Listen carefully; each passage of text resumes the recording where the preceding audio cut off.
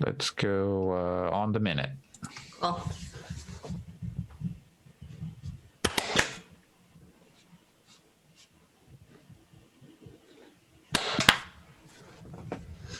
Oh, that was perfect. The second one was perfect. Yeah, it was so good.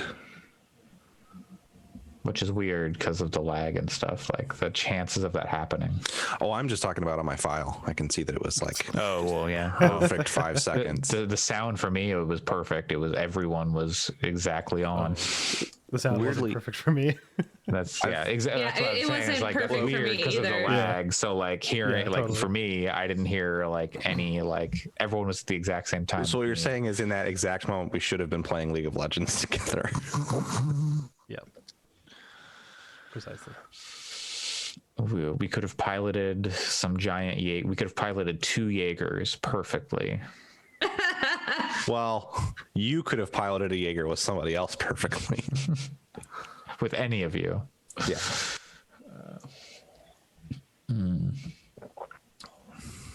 All right.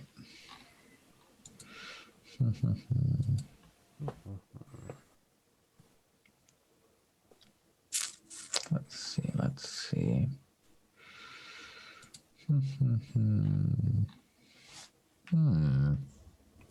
This should just be the intro. There's no.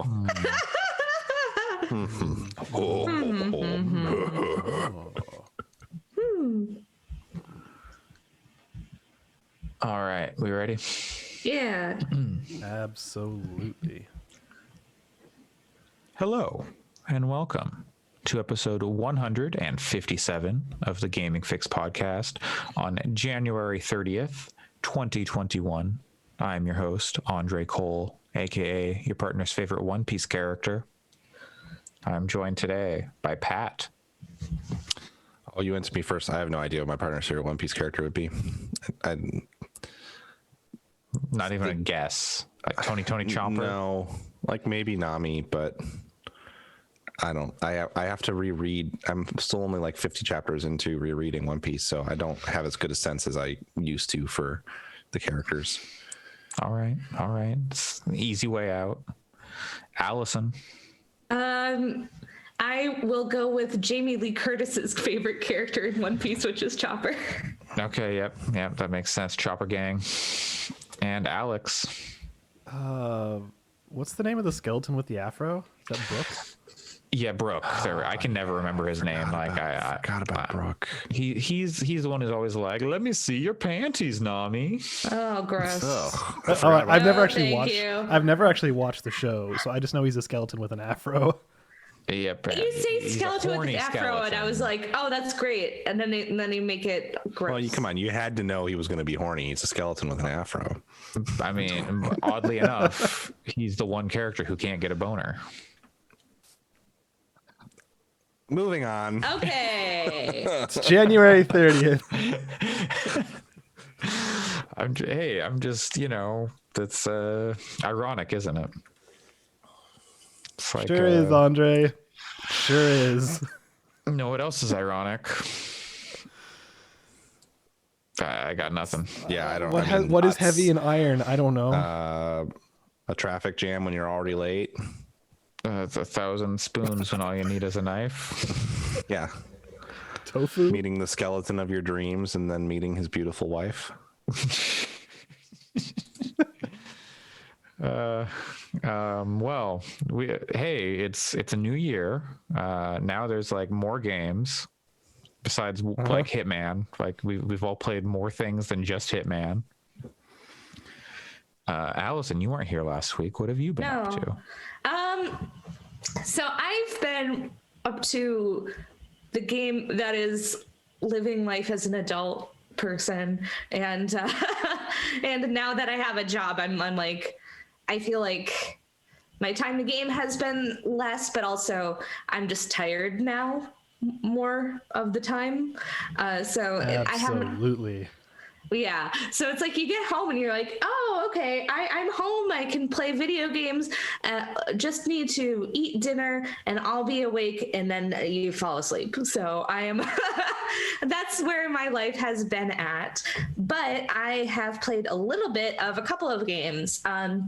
The first one is I'm finally trying to finish Atelier Ryza so that I could play the sequel, which I have purchased and loaded. I just never finished the game because I wanted to get into other Game of the Year type things, and that wasn't eligible at all. So I pushed it aside, but I'm now finishing it, and I like that game a whole lot. So I'm really, really excited to play the sequel. So that should be fun. I also put a little bit of time into Cyber Shadow, which I'm looking forward to playing a little bit more of. As somebody that likes that kind of the game with the likes that kind of like updated but still retro kind of NES style platformer. This is the Messenger people, isn't it? Yeah, I have no idea what that No, game the is. Yacht Club. Oh no, the Yacht Club. Yeah. It's just published by Yacht Club, yeah. but Shovel Knight. yeah, it's published by them. I don't think I like it as much as I like Shovel Knight, like at least right off the bat. But again, I'm still pretty early in the game, so I don't know if things are going to unlock a little bit more. I just feel like that the Shovel Knight movement in particular in all the different campaigns got to be really, really interesting and fun. And this is a little bit more straightforward so far, but I know that there are certain like things that you can unlock later on. So It seems that was the one that seemed kind of like Ninja Gaiden-esque, right? I think. yes, I think so. Yeah, You do play a ninja. you Yes. do, and it's all like, yeah. So it's very it's very fun so far. And so if that's something that you're interested in, if you like that kind of a game, I'd recommend checking it out, especially since it does do the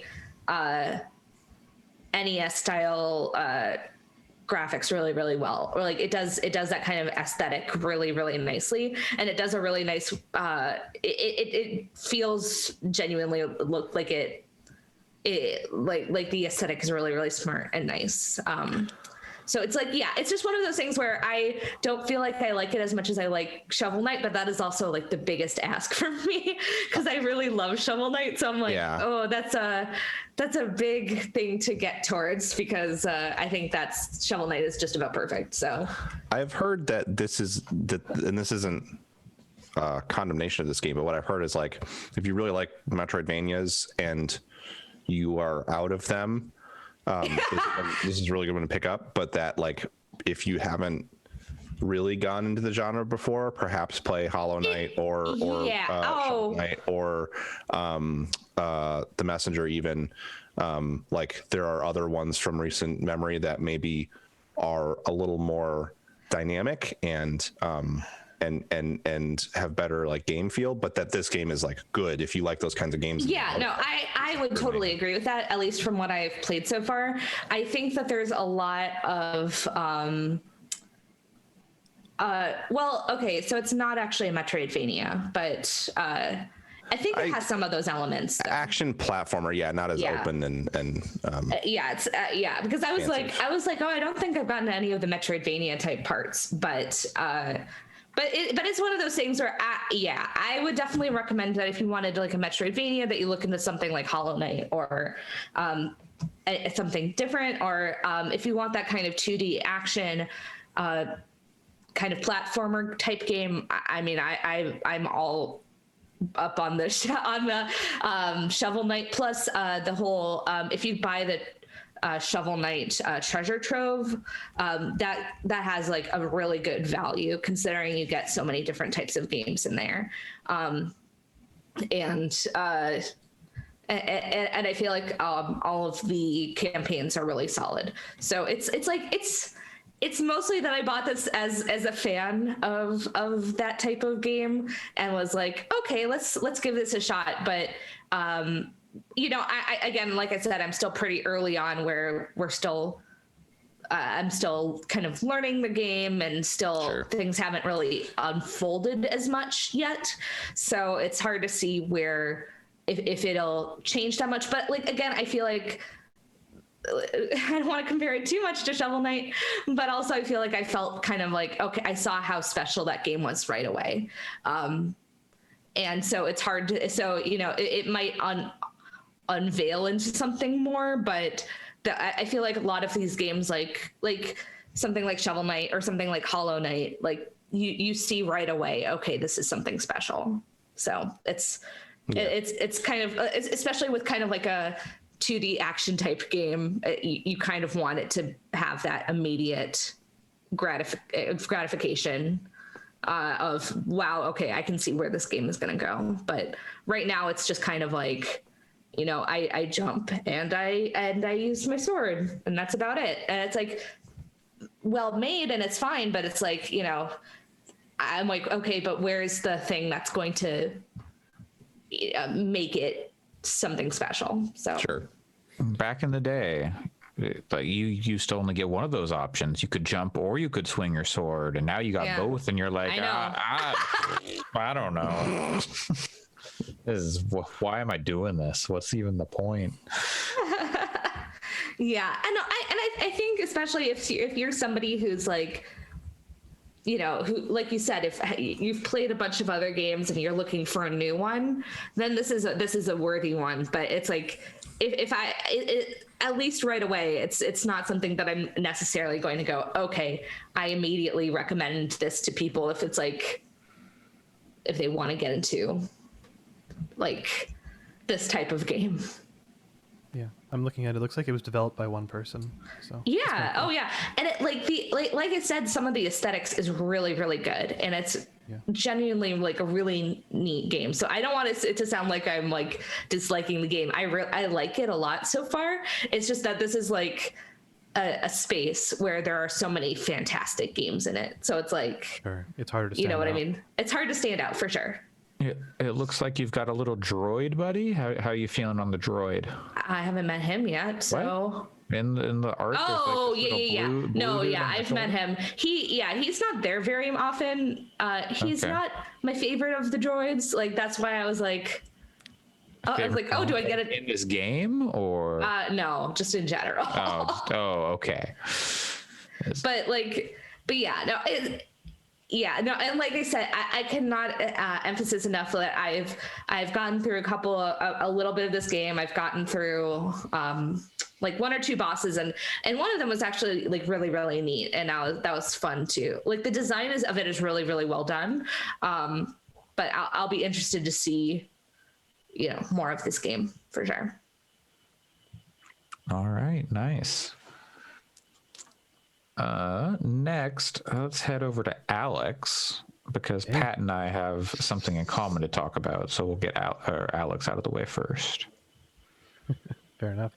Well, similar to Allison, I have encountered real life where I didn't have any time to play video games, or if I did have time, I was too tired because, working 11-hour days will kind of wear you out.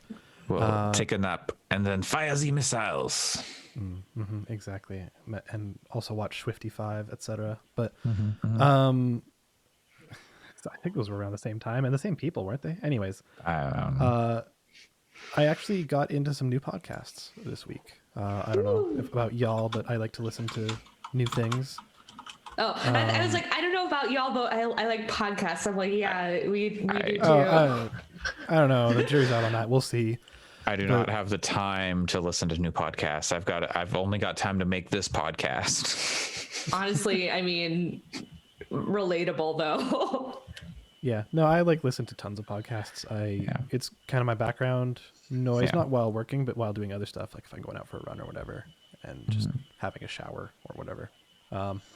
So yeah, I found a couple new ones which are fun. One is a gaming one. It's by a couple of folks out of New York, and the names are August and Greg, and it's called Bread Radio. They're cool.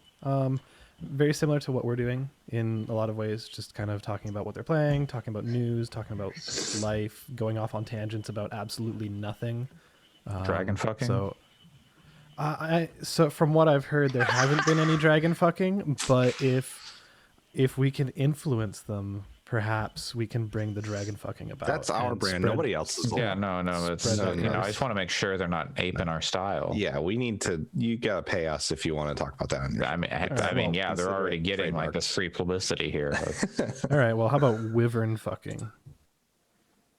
I think we already talked look, about I'll this. allow it. Capcom, the lawsuit's already being filed because Capcom. Fair enough. I think But- there's enough. It's close enough that they owe us some money. But yeah, I would recommend Bread Radio. They're fun. They're good. They are rad to listen to.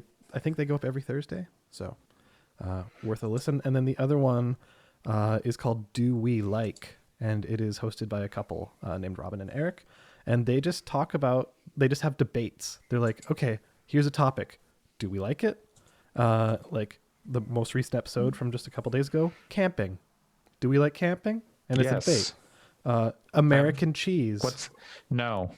Yes. Yes. What are you talking about? No. Yes. What's wrong with you? See, Yeah. I don't like this is their plastics. podcast. American cheese is perfect for grilled cheese. Yeah, I mean it's not the Because it's best melty. cheese. It's not but the best cheese, but it's like yes. It's the I best just don't even- melty. I don't even like grilled cheese that much. What? Well, okay. If you don't Okay, so like that- food, then you're not going to like any no, food. No, because a grilled cheese it's the same thing as with a pizza, where a pizza with only sauce and cheese, that's a waste of my Great. time. What are you even bringing to me? No, but This is not a meal. Andre, I A can grilled just cheese send is you the same nutrient thing. slurry if you want. I keep No, that's the You don't problem. like I don't food. want nutrient Vitamin slurry. Clear you supplements. don't like food, so No, I like Yeah. food too much, and I refuse to settle for something as simple as bread, sauce, and cheese. I think you just Oh. palate isn't Hold on, I refined need- enough to taste the intricate layers Load of me up, flavor. baby. Just that- give me 100 things all in one bite, and let me just like bask in the complexities. Yeah, so if you like these kinds of debates, you should check out Do We Like. It's great. I They don't also have actually. They ones give like- me a lot of anxiety, so- they're- but I'm sure they're that they do a really good they're- job with them. Yeah, it's really well intentioned. It's fun. There's they also have like work Christmas parties, Seinfeld, avocados, Work Christmas parties driving, are some bullshit. I like Yep. participating in those kinds of Pickles, debates. underwear. So And they have had a couple awesome guests like Pat Bear and stuff like that on there. So yeah, Nice. it's also a good show. So that's Bread Radio and Do We Like. That's what I've been up to this week. I'm not been working if y'all want to talk about Kubernetes, but I don't really want to talk about absolutely Kubernetes. not. I'm sure Pat is super excited about web development right now. Absolutely not. Heard it here Right, I first, forgot everybody. about that. Don't worry about it. Anyways, Yeah. I don't know. It's been a long week, y'all. Well, speaking of development, Pat, I hear you're developing some sort of Oh, yeah. sphere. I checked out. So my week was, I have far too much. I've had plenty of time, despite work being stressful. It's mostly been constrained to 8-hour days. So I've had plenty of time for games, and I played more Yeast games and I played some Dark Souls this week. But in terms of new stuff, I checked out this Dyson Sphere Program, is what it's called. Ooh. And it is a Vacuum game- cleaner like simulator. Yeah, so it is a game from a 5-person team in Chongqing, China. Cool. And The Hitman level? yeah, it's the very same. And I didn't realize that it was a Chinese game when I picked it up. But then when it launched, it was like, do you want to play in English or do you want to play with Chinese characters? And I was like, wow, those are two very specific different language options. It's, for starters, it's so cool to see a game. This is in early access. It's like $20 on Steam. So cool to see a game from a studio in a place that has kind of been sort of pigeonholed for a specific few genres of games. I feel like while clearly there's a lot of stuff, I mean, China's a huge country with a lot of people in it. It seems like the only games that end up making it over here tend to be either gachas or visual novels or in like kind of specific genres. And this one is the romance of the, or whatever. Is it Romance of the Three Kingdoms? Is that? No, I don't what it, think that's a Chinese. what's the one with the Dynasty War? Is it just it's the Dynasty Warrior stuff? What is it? I can't remember the name. It's well, there's a strategy game. What is the story? Romance of the Three Kingdoms. Oh, okay. No, because sorry, there's so much romance. Maybe that's just in Japan, but like so many Romance of the Three Kingdoms games from Chinese. Because a lot of the ones that make it here are from Japanese studios. Yeah, there's a lot of Chinese games. So I guess my point is certainly not that I don't think that there isn't a wide diversity of kind of games being developed, but you just don't tend to see that range. So it's cool that this game is so different from what I'm used to seeing from those kind of studios, and it seems really cool. So if you're not familiar with the concept of a Dyson Sphere is essentially like a series of rings or a encompassing sphere or whatever built around a star, with the notion that at a certain point a civilization, if it is going to continue, has to harness the full power of its star to continue to grow, because it outstrips the energy that's available on planets. So that's kind of your goal. And the lore in this game is so weird. It's like if I don't want to say that because I'll explain it. And if you've played another game, then you'll go, oh, weird. So the idea is human beings figured out that if they digitize their consciousness, then they can live as long as they want and live happier lives, because they don't require the same diversity of resources to exist as you do in like a flesh body, because all you need is the power to keep whatever servers are hosting your consciousness alive. So humanity at large moves themselves to living in the matrix, basically, because it's sustainable. But in order to power it, they have to figure out how to make Dyson spheres. So a very select few people are sent out into space as engineers to like create this power network to power the center brain AI that like kind of keeps the matrix afloat. But it's very optimistic. It's not like dystopic at all. The music is very pleasant, and the tone of the writing of the like lore entries is really like, yeah, this is what is better for the universe and for people. Once we reached this point, it just made sense. And once people got over the idea of like mortality and fleshy bodies, it was like it transcending like this made logical and emotional sense over time. So it's really cool how hopeful and optimistic it is about that stuff. And then what the game actually is a sort of Factorio or Satisfactory style thing where you're building factories. You're building like networks that are trying to mine and produce materials that then get put into other materials, and you're spending these materials to work down a tech tree. And there's sort of a main path, and when you finish the main path, you finish a playthrough. And it has like randomized seating, so the idea is you play it multiple times and figure out how to play through it with the different seeds or different environments you get. And as part of that, if you've seen Factorio before, it starts off small with like, oh, I'm building this mining device that mines this ore, and then I'm going to connect it with conveyor belts to an assembler or to a smelter that smelts the ore into ingots, and then I'm going to connect that to maybe a warehouse, and then I'm going to connect a warehouse to an assembler. There's like maybe 3 different things feeding into this warehouse, and then it feeds out these crafting materials to an assembler that makes something, and then that goes into another warehouse. You look like you had something to say, Andre. I just realized I played this at Bit Summit. Oh yeah, cool. I didn't play for a long time, but I realized was it on like a Steam demo thing? I don't know. This is familiar, and I played a little bit of it. You're running this little mech around on the surface of the planet, setting up these networks. But where it starts to get wild and different from something like Factorio is you are existing in this big simulated solar system at first, but ostensibly like chunk of the galaxy, because when you start off, it's like, oh, how many stars do you want? So theoretically, you can spread out across your solar system and then eventually the whole chunk of the galaxy.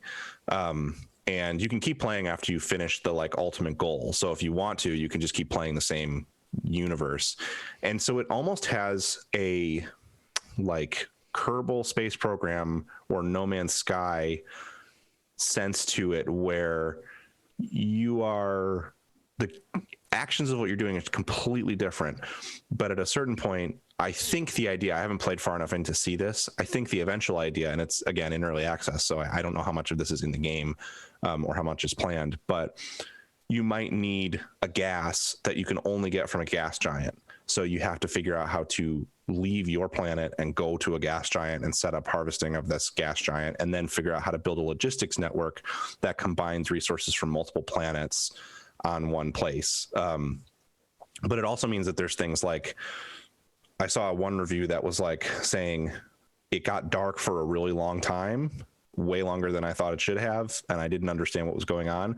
And then I realized that the like blue thing that was looming on the horizon was actually the planet that the moon I was on was orbiting, and it made it dark for a long time because I was in an eclipse and on the far side of the planet and not getting any sunlight.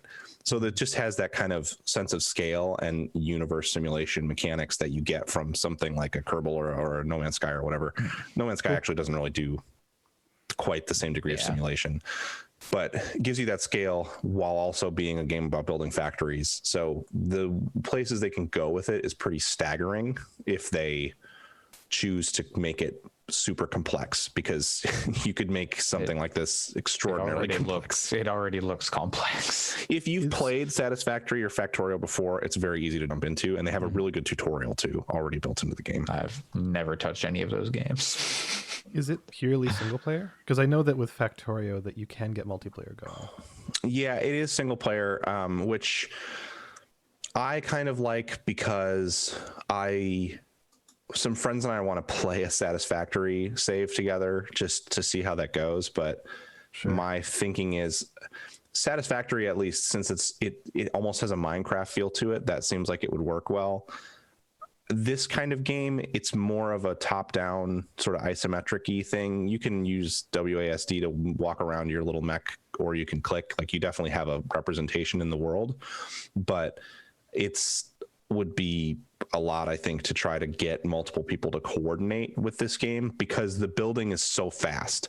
The thing about Satisfactory is when you're like, okay, I'm going to set up a mining rig and a smelter and a factory, that takes like half hour, 45 minutes. Like that's going to take a chunk of time. So you can tell your friends like, hey, I'm going to start working on building a production line to create these things. And then you got your like couple hour play session probably all lined up. This game, it moves really fast if you know what you're doing. So I would think coordinating multiple people could be really challenging, and not necessarily challenging in a fun way. But yeah, and again, I want to say too, I was really surprised. If you've never played one of these games, I'm sure Factorio has a really good tutorial at this point because it's been in development for so long. But I was very impressed with how good the tutorial is for this one. It's not perfectly localized, but it's not like hard to follow either, and it's like voice acted and stuff. There's like a pretty good voice actor that's reading off the tutorial messages to you, and goes through very basics of how the game works and everything. So it seems really polished for being a 0.6 release. And I definitely recommend it. If you've played these games before and want a new one, I'd recommend it. And even if if the idea of the like scale of the universe is kind of tantalizing, and you go in understanding this is like a logistics game, I think you might like it too. Sick. All right. Well, that's Dyson Sphere Program. It's a funny name. Dyson Sphere Program. When I first thought, I was like, is this some kind of utility software? Yeah, well, and then you played another game that I also played. Yeah. Well, if you can call what you did playing it, rather than just wrestling with it to get it to run. I am further than you are. I'm just you seem like it was very frustrating. It has been I'm not frustrating. Knocking your experience. The medium, which is the only Xbox Series like X Series One exclusive plus PC, or not even Series One, just Series One, Series X, 1. Series S. The Xbox, it's on the X and S series of consoles, not on the Xbox One. If you can play it on an Xbox One X. Maybe, but it's not on Game Pass for those. It shows up, but you Don't can't download think it. so. Like I just googled it, and it looks like it's only Series X, Yeah. S, and then also PC. So they've already broken the thing that they said they were going to do. Well, no, because it's not an Xbox. It's not a Microsoft game. developed. It's just it was one of their all the games we're showing are coming to Game Pass. Yeah, no, that whole thing is Buy a PC. Don't fuck with. They don't have any games to put out, so they're. But anyway, this is first of all, the performance on this game for me with a 3070, like a brand new video card from last year, is like sub 60 with ray tracing off. It's not like it looks incredible. It runs worse than Cyberpunk did. With like ray tracing on, like even like max ray tracing and all that stuff, it runs worse than that, which is very strange. And on Xbox, on the Series X, it runs at like 900p, and then gets down lower when it gets into like the game's main gimmick, which is it gives you like a split screen view and you've got like two worlds going on. And it gets down to like I have a suspicion as to what the issue is with the 3000 series cards, but I don't know. I mean, I'm not a. Yeah. I wonder because it doesn't give you very many quality settings to mess with. It's pretty limited, at least on top. I don't know if there's settings. If you go into the advanced, there's more. Have you messed with those? Yes. Oh, okay. Then never mind. My theory's wrong. And I a was lot of it maybe did nothing.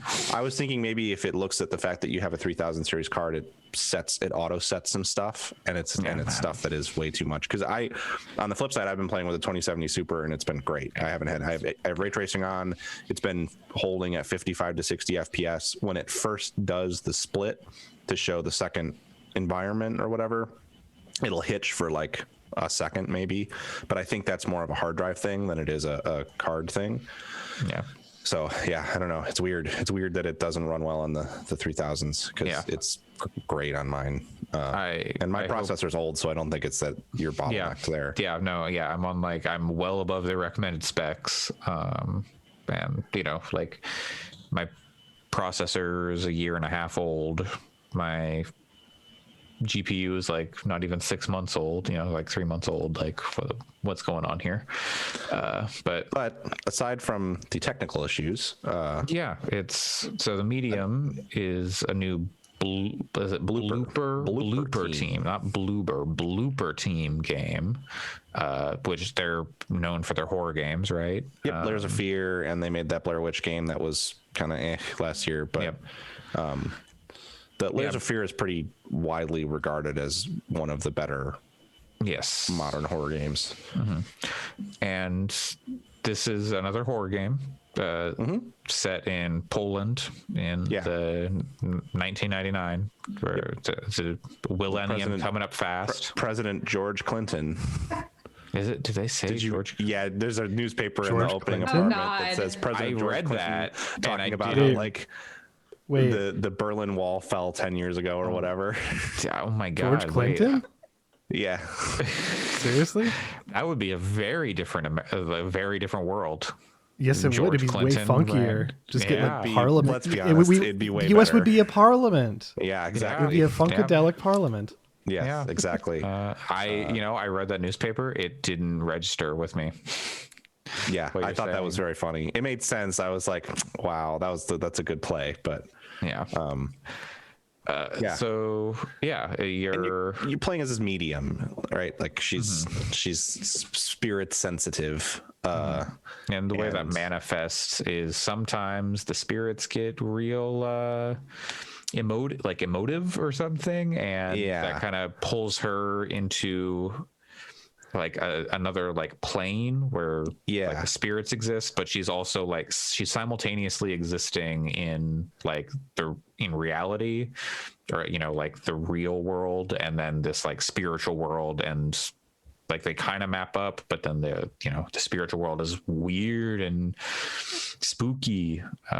Yes. It kind of gets like, it's not Silent Hill ish, because it's much more like otherworldly.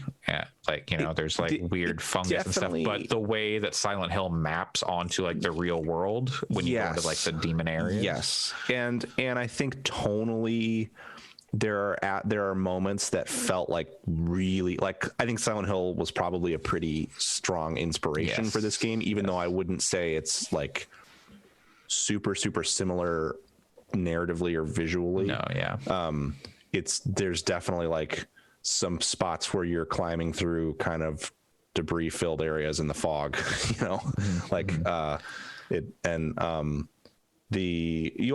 she also gets like the ability to see echoes of things in the quote real world. So sometimes that's like you'll look at a telephone and you'll rotate the phone around to find where the echo is, just like the classic Lord of the Rings Shadow of Mordor. If anyone has played Shadow of Mordor, it's almost identical to that, where you're rotating an object to find the like point where it triggers the audio diary, basically. But that stuff is cool and pretty well done. Yeah, this is like a kind of a throwback game in a lot of ways. Totally, yeah. Which also makes it weird that it's like like the performance is so bad across also, like platforms. Fixed camera angles. Yeah. It's like nice. It's not like tank controls. Yeah, it's not tank controls, but it's fixed camera angles. And I haven't gotten into any of the action part. I mean, there's like there's a button to hold your breath and to sneak and stuff. So it must get dangerous at some point. I haven't gotten that far. I have.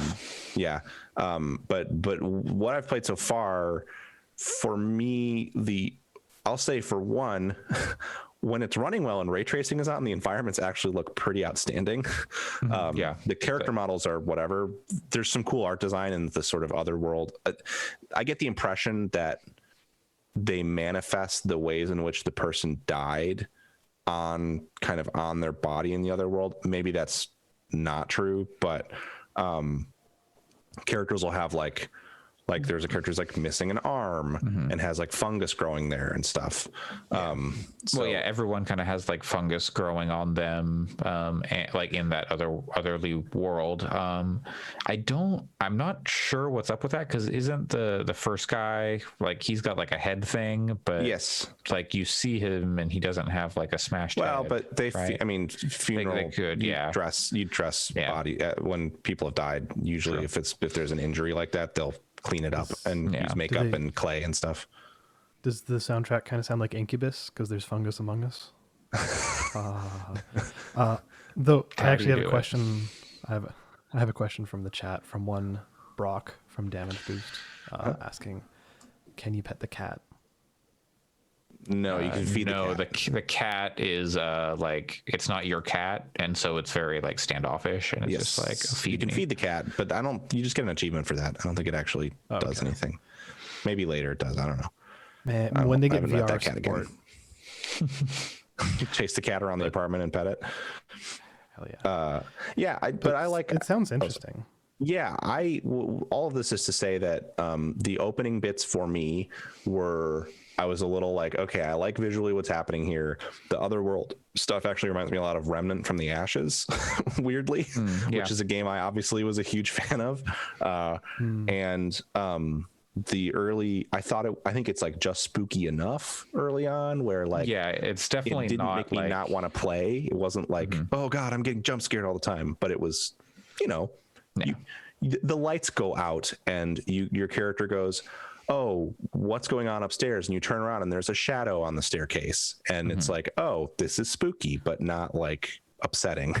Right, so it's more unsettling style horror rather than like trying to shake you by the shoulders style. Wouldn't be surprised if there's a little bit of shoulder shaking later on. So there have been some jump scares. Yeah. Which like feel kind of cheap, as usual. And I don't even think they're particularly well executed. And then like you do get into like the more tense scenarios with like where it's more it's not actiony, but you're in like more danger. Yeah. It's like you're actually in danger. It's kind of got like as far as I am, it's got kind of like the amnesia thing where like you can't fight back. Yeah. And you don't really have health from what I've seen either. It's more like you could take a certain number of hits and then you're I mean, it's an invisible health bar. You're not like, I'm gonna take my laudanum, and you're not gonna take sanity. You're not gonna use whatever. a green herb to heal your health bar. Well, I don't know. It's you might be taking the green herb at some point. You've seen some shit, but can you combine the green herb with the red herb? You are combining items. Yes, that is a thing. There's no inventory management really. No. It's just a list of stuff, but yeah, you do combine stuff. There's light puzzle gaming stuff. What I was going to say is early on I thought that stuff was a little tedious, and there's like finding the stuff is like sort of the premise is you start off and like your adopted father has passed away and you work at his funeral home that he runs, and so they kind of introduce some of the theme and mechanics by having you kind of run around this small area and complete these basic little tasks. You kind of meet his spirit with this split screen world thing, and it's pretty cool when that happens, I think. And then you get a phone call from this guy that's like, I know what you are, I know what you can do, and come see me at this resort. And it's this like Soviet era resort where people would go to vacation, and then you're kind of exploring it. And as far as I've gotten in the front door, and like there's things like to get in the front door you need to find a replacement for the door handle, and to do that you have to go to this car that's at the long end of the parking lot. None of this stuff is spoilery, by the way. You have to go to this car at the end of the parking lot, and it looks like it's just part of the environment. And the first time I ran past it, I didn't see the interact queue, so I was like, I actually ended up having to look it up because I was like, what am I supposed to do to get this door handle? Yeah. And then I went back to the car, and you're basically just like, you look in the car and then you push a latch to open the hood, and then you pull a screwdriver out of the open hood. And so some of that stuff, I was like, I don't like this adventure gamey stuff because it feels like not that interesting. However, as soon as I got inside, you have an encounter with another spirit that is not actiony at all, or not dangerous at all. And I think the character work there is so cool, and the visual design of everything that's happening, and the way that it's using this like split screen thing to sort of, you're looking at the real world half and you're looking at the spirit world half, and you're seeing the differences in the way the characters moving around. I was really sold at that point. I thought that was such a cool interaction that it really made me want to see more of what was going on. So I'm enjoying it. I will say my biggest criticism of it is they wish it had a Polish language option, because it is so very much set in Poland. It is like they talk about Polish politics in it, and so like Soviet era Polish politics in it and stuff.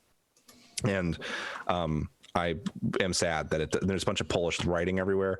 I'm sad that it doesn't have a Polish language track. The English voices are okay, but I wish I could play it in Polish. Yeah, it's interesting because they are like a Polish team, and there's just no Polish voice track. Obviously they probably made one for Poland, but I don't know. A lot of people in Poland speak English, so they may have just done an English voice track for the whole worldwide, and then maybe have subtitles that are localized. Yeah, that's possible. Because there's a pretty small team, so yeah, I wouldn't be surprised if they just went with the cheaper option and just did one voice cast. And it's got some names, like Troy Baker's in this game, so there's some talent there for sure. Oh. The main character she's fine. Some of the lines are a little stilted, I think, when the way they're delivered. She's growing on me, but at first I was like, I don't know about this. Yeah. That's interesting. But, yeah, I think it's a cool game. If you can get it to run, yeah, I recommend it. So far, I haven't hit the dangerous parts, so maybe it falls apart there. Maybe I think I've encountered Troy Baker in the game now. I think I know. I don't know. I thought I heard his voice, but I'm not positive. Interesting. That just makes me think. It's unrelated to the medium itself, but I wonder if figs will continue to be a thing for indie games. Figs being French, Italian, German, Spanish. When they do that kind of translation. Yeah, e-figs if you want to include English, but like if it's based in English, then are you doing figs translation? Like I wonder if teams of this size are considering that still, or if they just don't really care anymore. Well, I mean, you look at the people who made Blasphemous. They did English first because like that's going to hit the largest audience, and then they were successful enough that they could go back and do like a native Spanish. Honestly, track, so. If Blooper said we're going to do a Polish language track in 6 months, it is Blooper. Oh, it is Blooper, not Blooper. Sorry, Blooper said we're going to do a Polish. Not the Mario fish. I wish bloopers made video games. So, if Blooper said that we're going to do a Polish audio track in 6 months, I would probably put it down and wait because that's how much I wish that I could play it in Polish because it just more immersive. Yeah, it's so weird to me that. Like, I wish that I could even make the newspaper in Polish and then show me a hit read button because there's like a read button for all the text stuff. Give it to me. I don't know if I'd want to do that because, like, I wouldn't want to have to be reading the subtitles. And like, I want to be able to just focus on like the visuals. That is one thing to say about it. There's a lot of visuals happening because you're looking at two. Yes, essentially two games. I mean, it sounds and getting like Marianne's inner dialogue about what's going on and her like past. It sounds like such a gimmick, and in some ways it is, but it really truly is basically running to. When this is where the performance hits come in, I think it's running to all the time. It's well, no, but I mean I think that part of the issue is the fact that it is running to environments. Like it's kind of like I don't know if it's doing it all, like at least not in every area. Like no, but there are sections where you don't do it at all, and it's but I mean if it's under the surface, always ready to render the second thing. I don't know how that stuff is working. What I'm saying is I don't think they're faking it. I don't think it's like. I mean, it's closer to a VR game than it is to I don't know. You're about to get to the point where you can, because normally the two halves are like synced up, but you can get to a point where you can have an out of body experience. You switch where them. you can go to like the other world and you can like maneuver through there. You can't separate the real world from the other world, but you can separate the other world from the real world and walk around. And then, so they are operating independently of each other. Right. And then you can teleport back and stuff. So it's interesting. All there, but I would love to know what the tech behind the way that they're rendering and doing all that stuff is, because it's definitely interesting. But yeah, I don't know. It's a cool game. If you get it to run and have Game Pass, I think it's definitely worth your time. Yeah. Seems neat for sure. The story so far is interesting. So jury's out for me on whether it's something you should buy if you don't have Game Pass. I don't know like yet. $50. Yeah, it's a discount game. So seems good. I'll say for what it's worth. Not that I'm a huge fan of the quality of Steam reviews, but when it comes to games with technical problems, usually they get hammered really hard in Steam reviews, and it hasn't. It's still sitting at a very positive. So I am sure that it is. I'm certainly not saying that you're the only person having performance issues. There have been articles. It might be like the Windows Store. I've seen like a few things on the Windows Store version that are saying like the performance is bad. But it doesn't seem like it's like necessarily a rampant problem that everyone's experiencing. So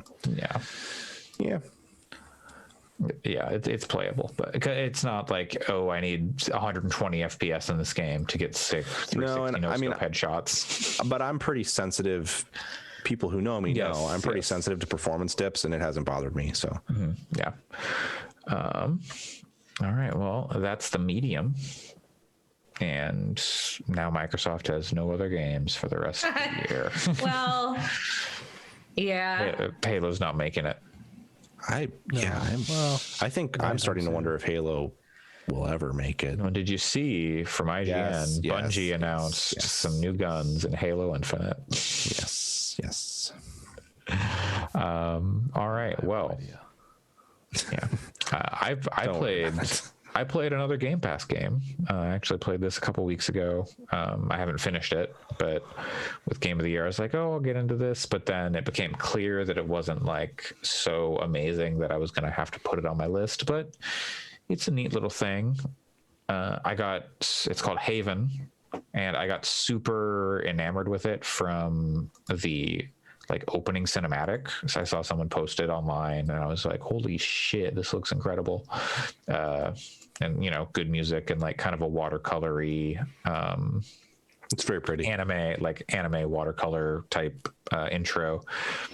And the setup for the game is you are playing as a couple who is from, what is the name of their thing? I don't know. They're from some intergalactic society, and they have fled the society and like become stranded on this planet is it called Haven? I don't remember. It's been a few weeks since I've played, but yeah, so you're stranded on this planet and you're, you know, collecting berries to survive, and eventually there's like an earthquake, and that breaks up your ship, and you're like, oh shit, we gotta fix our ship, and that sends you off on like a more robust adventure where you're fighting enemies and all that kind of stuff. It's a bit of a JRPG, and it's a turn-based RPG or turn-based battle combat system, where it's kind of got like a Tale of Two Sons thing going, where you're controlling each character with like half the controller. You're not like running around, but like your battle commands. So you've got like your bottom, right, left, up, down. And so you can operate them independently and have them do different things, or you can have them like, oh, we're gonna do a blaster attack together and that'll be more effective, or we're gonna do like an impact attack and where we fly in and hit them, stuff like that too. And you have to, you know, different enemies actually require a different strategy for that, because they're going to take different damage from some things. And if you can knock all the enemies down, you can because you're not killing anything. So if you knock all the enemies down, you can pacify them and like heal them of the weird corruption stuff that's going on, which is like a kind of a neat take on the mechanic. Because this game is I think it's a very hopeful game.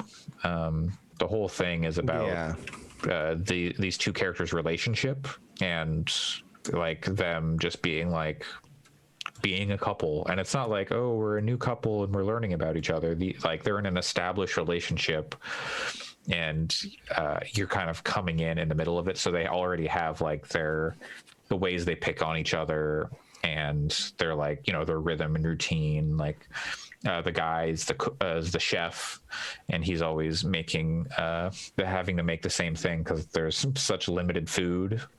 And so one of the first jokes you get is like, oh, we're having apple dews again, like stewed apple dews with apple dew, like fried apple dews, or roasted apple dews with apple dew stuffing, stuff like that. And they're giving each other shit about it.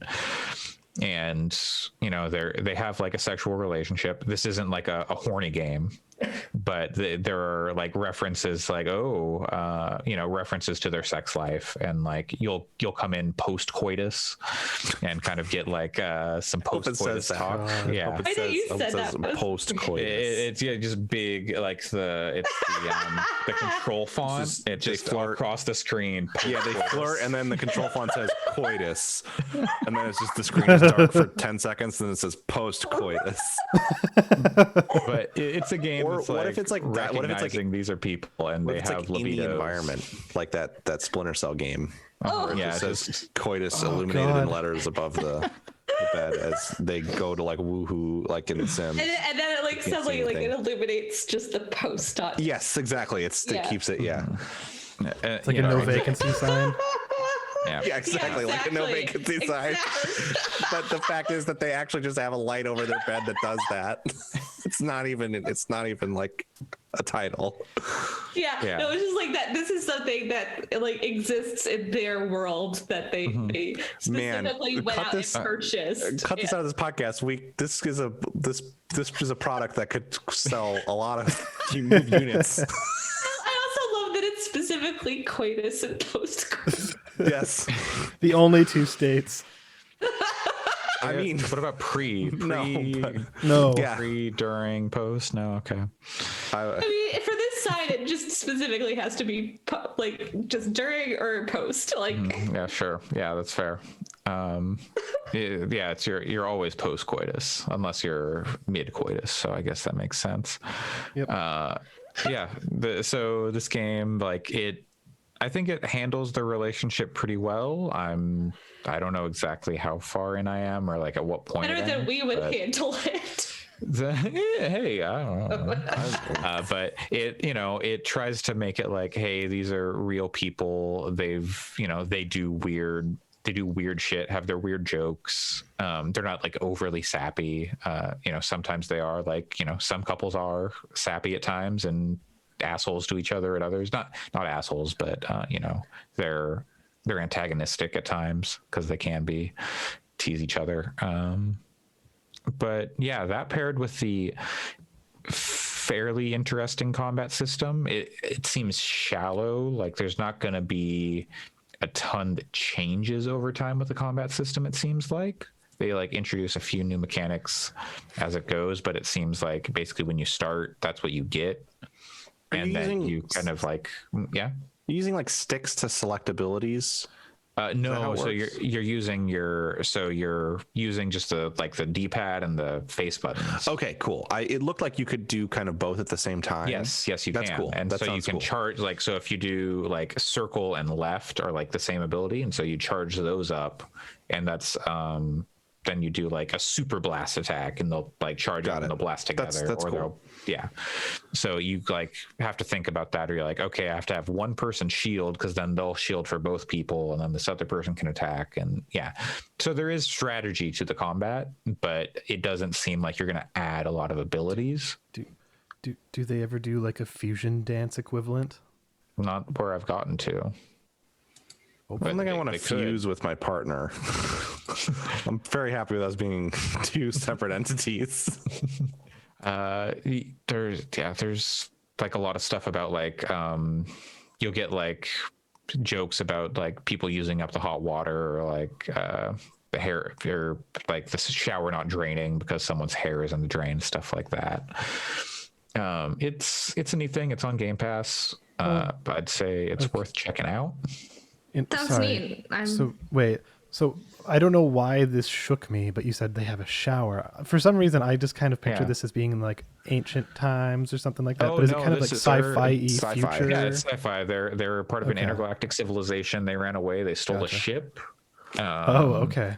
Yeah. They stole a ship. So they're and then you're kind of like learning some things about like how they're criminals. So they were not, they're like, the society has like matchmakers, and they were not supposed to be together, but then they fell in love and then they ran away, basically, is the setup. And the girl's mother is like the CEO of like one of the biggest corporations, or like the leader of the society. So there's tension, and like, oh no, are they going to come find us type stuff. So cool. Yeah. That sounds neat. I'm definitely going to have It's got cooking. It's got sex. It's got turn-based combat. It's got post-coitus. Slap it on the box.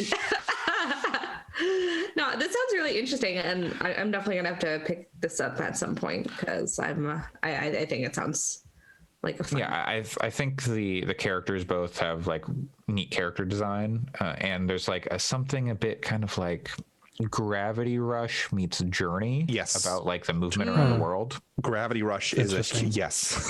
Gravity Rush. You put your finger on it for sure. Yeah. Like with the aesthetic, and you're gliding around the world. Yeah. Oh yeah, I can totally see that. Yeah. For sure.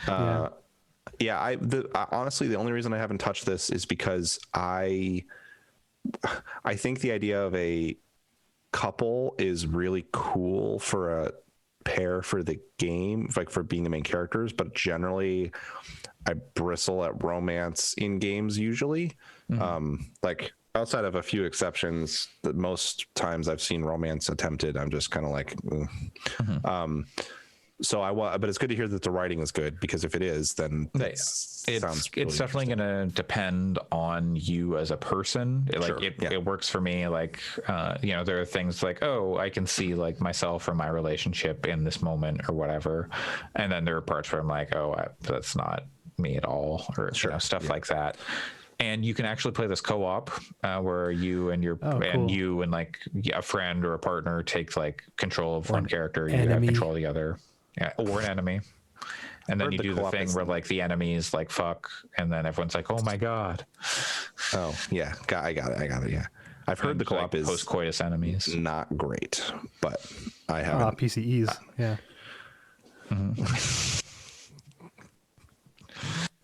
Yeah. So I have not messed with the co-op, but it, if that's a thing, like the overworld stuff isn't amazing. Like, it's neat to fly around and like there's like some cute enemies in the overworld, but the environments are pretty samey. Sure. It's just you're on like going to like these islands, and then the islands have like some grass, and then maybe like a building, and then some enemies and this red stuff that you're like trying to clean up. And it could be more varied with that stuff, and maybe it does the further in you get. But it's it's cool. Got a limited scope, but what's there I've liked. Yeah, it seems neat for what it is. Yes, definitely. Would recommend. It's on Game Pass. I don't know what else it's on. Maybe like a PS4. Let's see. It's on PlayStation 5, Windows, Xbox One, Xbox Series X, PlayStation 4, and Switch. Oh, PlayStation 4 and Switch are set for February 2021, so that's coming up. Oh, okay. Switch seems like a good place to play this. Yeah. Sorry. It's so interesting that we are in this generation. I mean, obviously games always trickle out for the previous generation of consoles, but it's so interesting that like games are getting ports to previous generation consoles this far in, Well, I mean, there was PS2 games coming out like 10 years after the PS3 game. Yeah. People don't own PS5. I mean, the like problem, they still so sell, they need to put these games out on other things. Copies of Dance. Just Dance, yeah. Yeah, no, I guess what I'm getting at more is I feel like there weren't I feel like it wasn't like Madden came out for Xbox, and then it wasn't like Madden came out for Xbox 360 or whatever, and then it came out on PS2 6 months later. Shadow of Mordor was Shadow of War. Shadow of Mordor was the first one. That one came out like 6 months later, and they had we took out the Nemesis system. Yeah, the Xbox 360. It's just interesting. That's all. But I mean, these consoles have been out 2 months, 3 months now, and nobody can own them. So and they're not that different from functionally, they're not that different. I mean, unless you're developing games specifically with them in mind to use their unique features. If you're building a multi-platform game, there's not really a reason for this game to come out on PS5 specifically. I don't know what's up with that, other than that was just like a business deal or something. I don't know. Yeah, it's just they small team, and they're like, okay, well, we have to get the Xbox version out because it's on Game Pass, and then easier to do the PS5 version than the PS4 maybe because more power. But so that's games for this week. Now it's time for the news. And speaking of the PS5. I saw a news story today, right before we did this, from Kotaku, talking about PS5 situation in Japan. And I've talked about this on the podcast before. There are not many PS5s in Japan at all. And I've become even more annoyed recently because they insist on doing in-store sales for the PS5 in places like Tokyo and Osaka, where there is a state of emergency because of COVID-19. They're asking people to come into the store. A lot of them are saying, hey, you need to have like a store credit card, or like there are restrictions on these things, like, you know, to limit the number of people coming in, but it's still stupid. They shouldn't be doing this. And the Akihabara Yodobashi camera had something like 300 PS5s to sell today, or yesterday, you know, recently. And they were saying no restrictions. Anyone can come. Anyone, and we'll give out tickets. And people, it was like Black Friday in there. Like people were rushing, like pushing, like employees, cash registers, so much so that they canceled the sales. They were like, we're not doing this. Jesus. Get out of here. Like, what are, This is such a, how, I don't know. How is it that Sony doesn't see this stuff and go like, we gotta solve this problem? they get their money anyway, I guess. No, I know, but but it looks bad for them. yes. And like I was seeing like attach rate for software is less than 1 per console because of scalpers. Like there are so many just held up in like resellers that they're sitting in people's garages. Yeah, they're not moving software as much because they're not selling consoles. This, you know, it's not a Breath of the Wild situation where people are buying Switch copies of the game when they can't get a Switch because it's like, oh, well, I'm going to get it anyway. And so they have like 110% attach rate or whatever. It's going to be interesting to see as the year goes on what happens there. Because I mean, like, I can't think of any must-play PS5 exclusive games. Like Miles is very good, but I think you could probably play it on PS4 and be okay. I refuse. I know you do. I respect that, but yeah, I think you don't. Astro's very cool. It's the sort of thing that's like when you get a PS5, I wouldn't lose sleep over not being able to play Astro. Right. It's one of those things where if you have a PS5, then you should play it because it comes bundled. But it's like not something that you necessarily need to buy a PS5 for. No, want to go inside a PS1. It's PS2 it should not be oversold. It's very cool. It's very cool, and I think it is a really good showcase of the DualSense controller, which is very cool, but it's also like it's a showcase of that. But it's also not a game you can buy, right? Like, so I guess more what I'm getting at is like if they haven't solved this problem by the time something like a God of War comes out, it's going to be very interesting because Ratchet's only on PS5. I think that's a good example. Is it going to hurt sales of Ratchet because they can't get PS5s into people's homes and because of this like bad scalper issue? Because like I'm very excited to play Ratchet, but it's frustrating to know that like maybe that game will tank because it's bad for the discourse. Yeah, and it's bad for the industry. And it's bad for Sony. That's why I mean they may get their money either way, but I feel like they should be concerned about this. They get their console money, but they're not getting software money. Right, which is where they're supposed to be making most of their money. Yeah. So it makes me wonder. I guess I worry that the ramifications for that could be, well, the next Ratchet game after this, or whatever, the next Naughty Dog game after this, maybe they can't scope it with the same kind of budget if they're not selling units of software. I wonder. I mean, they do stuff like the PlayStation Hits, and like I feel like these games tend to have a tail. And like for the first, for the first 2 years, but especially because of COVID, like the PS5 games that are out are going to be the PS5 games that are out. And so, Ratchet, Spider-Man, Demon Souls, like they're going to do reasonably well. People who own these consoles are going to own those games mostly. I just wonder if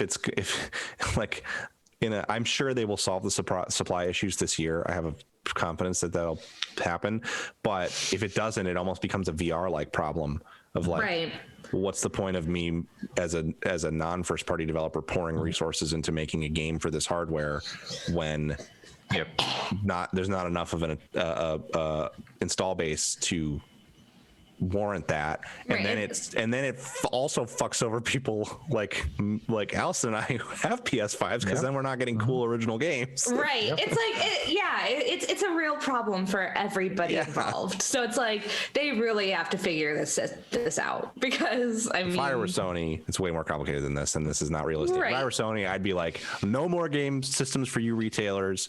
You're coming to us. I mean, they are doing like some They do direct some sales. sales themselves, direct, sales themselves, but no, that Generally, they I call think- directs. That's Nintendo thing. Generally, also to be clear, I think that's not good. I think retailers are important, and like, you know, that's good. Spoken But like a it's true retailer. Don't get me started. In the broken system that we exist in, retailers are important and need to exist. But also, given how much they've just screwed this up, specifically in Japan, if I were Sony, I would be looking at pulling the plug on some of these retailers. It's an irresponsible thing what they're doing with the sales, because like all the sales are that's what I'm talking basically in Tokyo, like with like in-store stuff, is just like unconscionable. I can't believe they're allowing it this is stuff to happen. extremely irresponsible. The government not stepping in saying, hey, you're not a necessary retailer or essential. That's kind of what I'm getting. I mean, if I put on my evil marketing hat, I go with Sony, like, well, we can justify this by saying it's unhealthy and unsafe. So pull it, and we'll do direct sales, and then we can manage the supply chain and the inventory flow a little more directly also.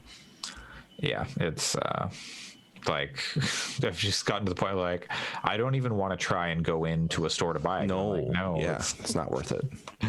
It's not worth getting COVID to get a PS5. and like the Kyoto. Yeah, no. As somebody that get them, so as somebody that owns a PS5 and likes my PS5 a lot, it is not worth COVID.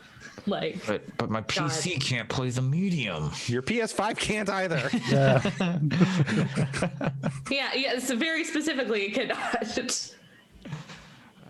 Well, that's my PlayStation 5 update. I mean, that's legit. Hopefully, you'll get it sometime. Two more lotteries coming. Results this week. We'll see. Or was it one this week, one beginning of next week, or something? I don't know. I'll say, Andre. Oh, sorry. Oh, sorry. Yeah. Go for it, Pat. I was gonna say I am glad I procrastinated on playing Dark Souls until I was able to play it on PS5, because there's like no load times when you die. Yeah, that sounds awesome. Yeah, no That load does sound time, really no load nice. times for anything. Which Dark is Souls doesn't look any better on PS5 than it does on PS4 Pro, but the load times are already Dark pretty Souls, good. not Not Demon Souls. Demon Souls but as well, but I'm playing Dark Souls right now. Yeah. And the remaster for the PS4, and it loads real fast. So that's kind of cool. Yeah. What I was going to say, Andre, if you were in the United States or North America in general, there's a certain retailer you could probably go to, and they might have Oh my a god, PS5. what a segue! Well, I was gonna say, speaking of lotteries, Oh god, this is the game. I joked about this in our group chat before. This is probably the game I played the most this week, was watching this unfold, which obvious up front, we're not a broke. Don't take any financial advice from us. We're not giving advice. fiduciary Yeah, there's no financial responsibility. advice. Just don't take any of this conversation that's about to take place as financial advice. if you take This entire financial advice conversation from is this post-coitus. conversation, if you take any financial advice from this conversation, I mean, it's like that's your. You know, you did it yourself, but Here's my financial advice: don't go to a store to buy a PS5 And get COVID. yeah. Oh gosh, yeah.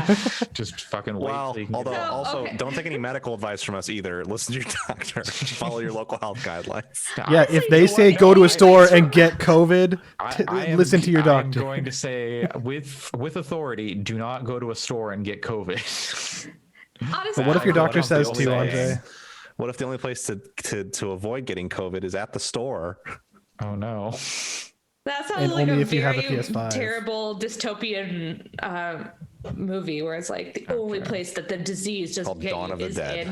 is in the GameStop, because we've been skirting around the mall. topic, but GameStop.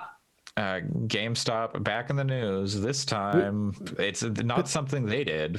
Yeah. In fact, But they've been Yeah, We talked about mentioned this this last Yeah. week because I was like, oh hey, did y'all hear about all the millionaires from the GameStop stock? There's a lot more of them now, and the price is way higher. The whole thing has blown up, and there have been times where I've looked at specific charts of GameStop stock just because it's fascinating to see it go from like spike it in amazingly high. And this has kind of like surpassed like the video game aspect of it, because it's not like everyone suddenly had massive faith in GameStop or they did something right. It was the stock market and hedge funds trying to screw GameStop. Right. Well, they're betting that GameStop would fail. They were basically being vultures circling the body. Things we have seen before with like things like Toys R Us, where these private equity firms or hedge funds or whatever come in and take debt or bet against the company, and that ends up either sinking them or making them do worse and stuff like that. Right. Well, that's like, I mean, and this is like been an education for a whole lot of people. I mean, myself included, in like the concept of short selling and like I've learned so much about the stock market that I had no idea. That has been fascinating. Other than that, it's complete nonsense and it's fake and nothing is real. You can do anything you want. It has been fascinating. Like, I've been doing like investing stuff for years and years and years, but like whatever. That's neither here nor there. It's been really fascinating just seeing everyone I know suddenly just taking such a deep interest in it and just being like learning about all this stuff at the same time, because it's just like we said, it's beyond the sphere of gaming. It's reached like headline news, mainstream TV status, because politics too. Political figures are talking about it. Billions of dollars on the line. Yeah. Well, not even just on the line.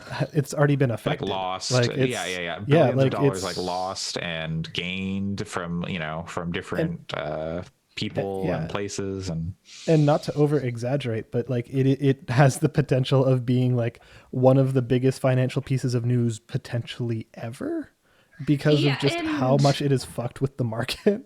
At least of like the century. To the point where people are genuinely thinking about like, hey, maybe we should be regulating some of these things. I mean, hopefully that'll come with this, but like, but it's the question of what are they going to regulate? Right. I mean, and like, is Warren G going to be involved? Exactly. Right. But it's like, it is like genuinely affecting like the stock market beyond just GameStop stock too. So it's like, it's genuinely affecting a lot of people, and a lot of people are talking about it, and it has very little to do with actual GameStop. Like, this isn't really doing all that much to them or because of them. They are being hilariously quiet. Everybody's they I mean, honestly, almost like knowingly, so it's funny. They should be very quiet. They should be that's kind of smart. But it's like it has very little to do with GameStop, like for like actually, it's also like very funny seeing every single person talk about GameStop for the first time since like 2003 or something. Was surprising to me was that GameStop is like not like wasn't in danger of like going bankrupt. They have like they closed their stores because they underperform or whatever, which it sucks, but kind of moved to e-commerce. And they have like they have always paid off their debts. They aren't in like imminent danger. So that was one thing that I was surprised to learn from all of this. But part of like why I think it's so funny that they're being so quiet right now is because when you compare it to something like AMC, which has also seen a surge, not to the extent that GameStop has, but AMC has also seen a lot of activity in like the recent weeks and days. But AMC is out there like, oh yeah, no, we're out here. We just paid off a bunch of debt. We're gonna go raise a bunch more money. We're gonna sell more stock. I think it's very specifically watch they're streaming on Twitch, and the chat is going wild, and the person streaming just has to pretend nothing is happening. Yeah, no, and I don't know how much it actually affected didn't see that. GameStop as a business, but it very specifically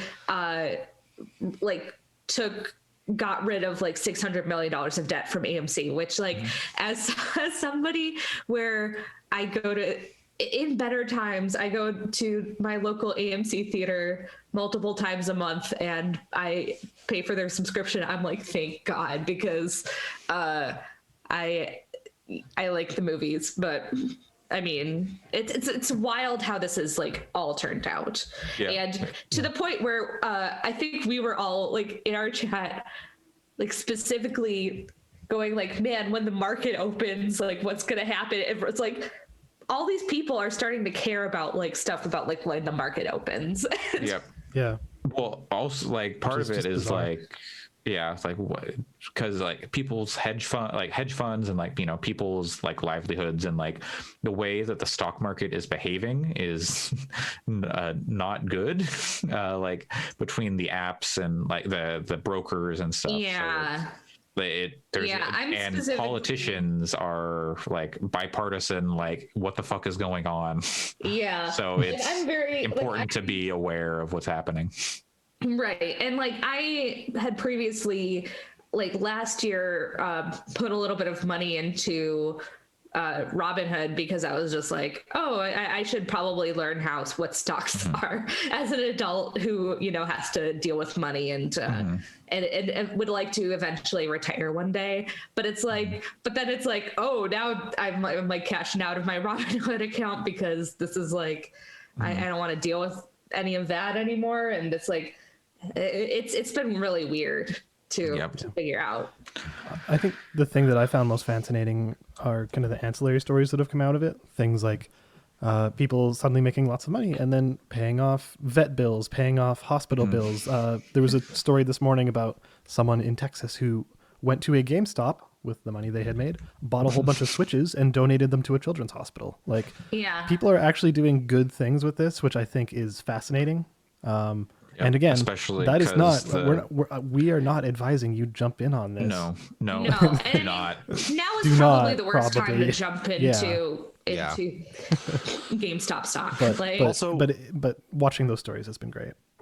Know ahead of time if you hear names of like the Reddit communities involved in this stuff and go looking. They're toxic. They're awful. Specifically avoid those and like really gross. And like people were wondering like they were getting kind of like these communities were getting flagged places for like hate speech and stuff, and people are like, oh, is this people trying to censor this? It's like, well, it is just as likely that it is just as the timing is bad, but it is just as likely that they are using I'm sure that the reason that their Discord server got hit, like the actual reason, is because Discord was like, oh, we don't want to get investigated by the SEC, but also there was certainly enough there to say why they did it. Just cause. On it. Like millions of people like joining these like communities, like, you know, they've like exploded because of this, or, you know, this community. So like I wouldn't be surprised if like some people joined the Discord and were like, oh no, this is filled with terrible people, and like started reporting things. I don't know how it works with Discord, but you know, it's hard to say because there was a lot of there was some shit going down that's been questionable. So. I think there's a lot of stuff. It always has been. That's the stock market. Yeah. It's all made up. It doesn't matter. Right. And I mean, I think seeing how this all plays out is going to be really interesting. And it's hard to know if this is going to be like net positive or net negative, because I mean, I know that a lot of people, I mean, myself included, are like, yeah, screw hedge funds. But at the same time, like, then I found out that a lot of like retirement funds invest in hedge funds. So it's like, ooh, this could be a little bit, not great. It's tough because and that's part of the reason that those things are so effective is because it's like, well, since so many retirement, we can't ever change the system because it will hurt some people. And so it's it's a weird thing because it's like, as somebody that has now like a pension, legitimate, but also like $120 in my pension because I just started it. But it's like, it's hard because it's like I get feeling connected to that, but also it's like I don't know. It's very complicated.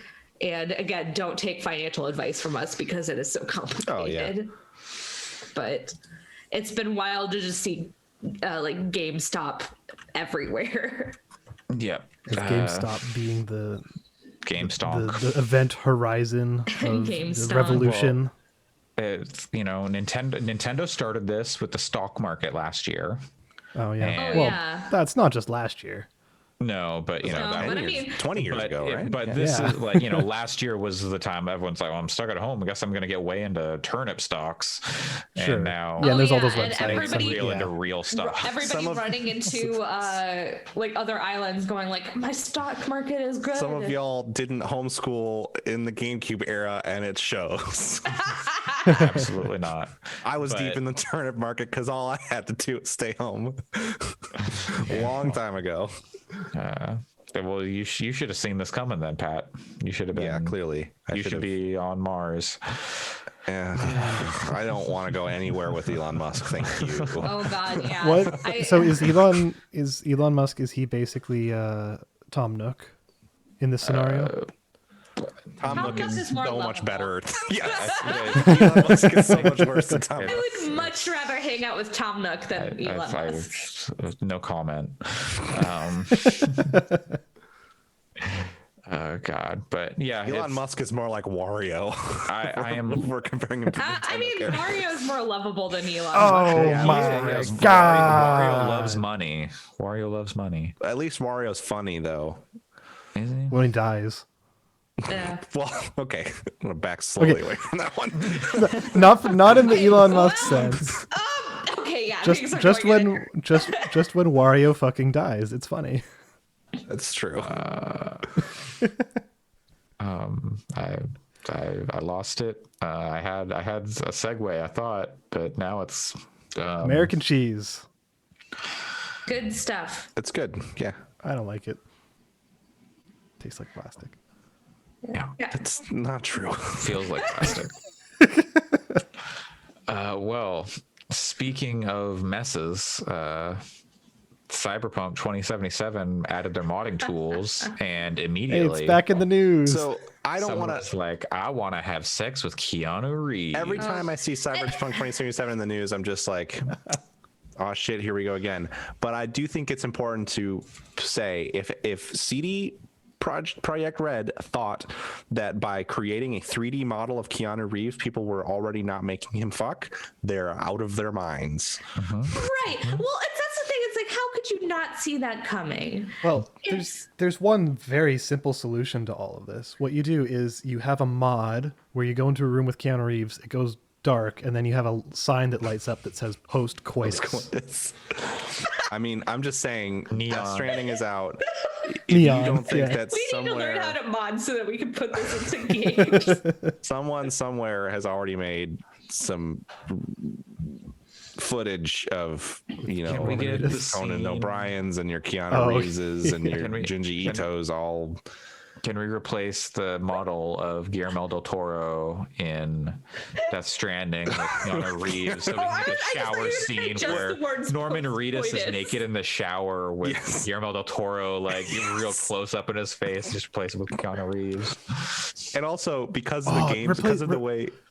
Or Metal Gear Solid 5. Because of the way game models work, Keanu Reeves is probably like at least 2 feet taller or shorter than every Death Stranding character if you just directly imported the model. But I want to scale him down. So bad. I want to scale him way down and put him in the BB container. Oh, there you go. BB Keanu Reeves. BB Reeves. Same idea. Yakuza 6 Song of Life and replace the baby with Keanu With the Reeves.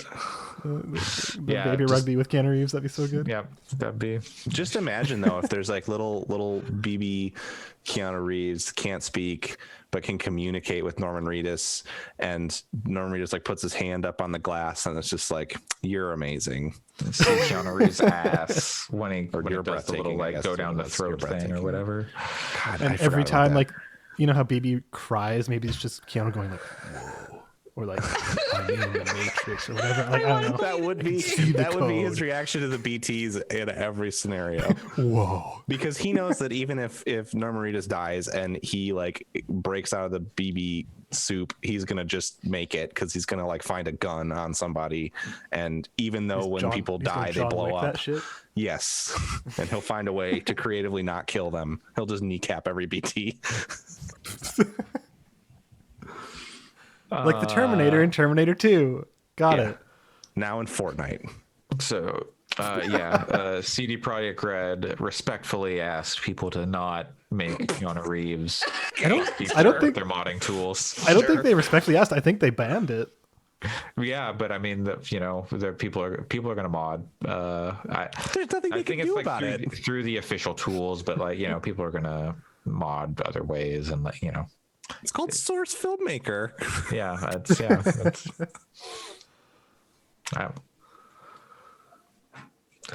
Anyways.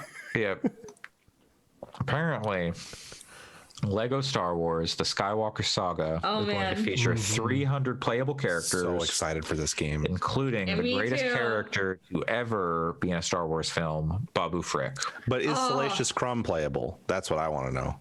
I mean, I feel like, oh my god, please! I feel like with the so that's the thing with the way that the Star Wars, the way that the Lego games work.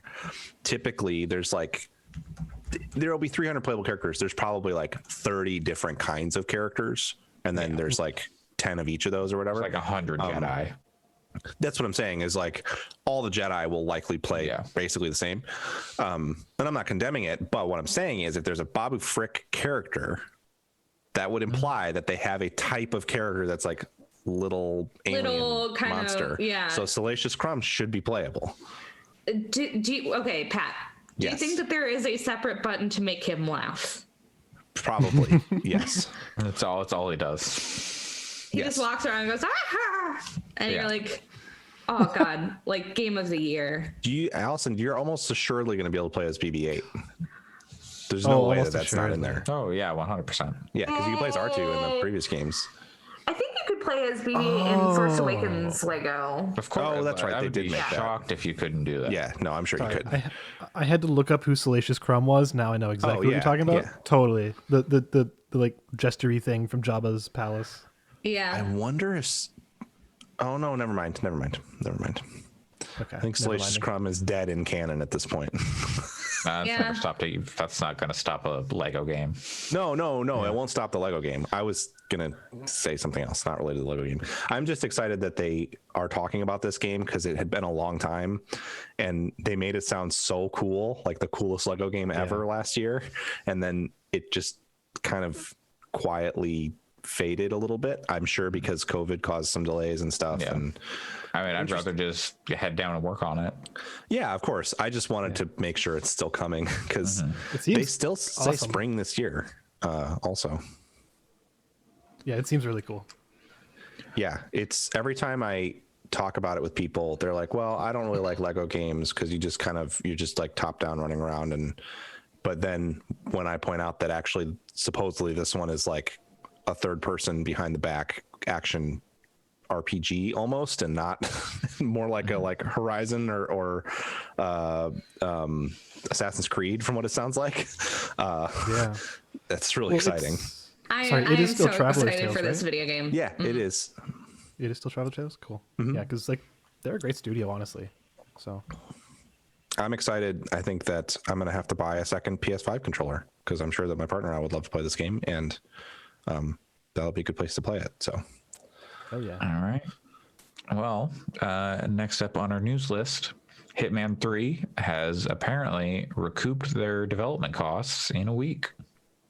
Yeah. Cool. Which that's good for them. They're gonna they've said they're working on more content. They have said no new levels, so no like bank or whatever the other one was, the island thing. Was that the other level? Haven Island. But they are going to do like some Patient Zero type stuff, or like where they modify remixes. remixes of like sounds like levels from all of the games. Maybe that's cool. It's unfortunate that they're not doing more levels. I think I would have liked to have gotten at least one more.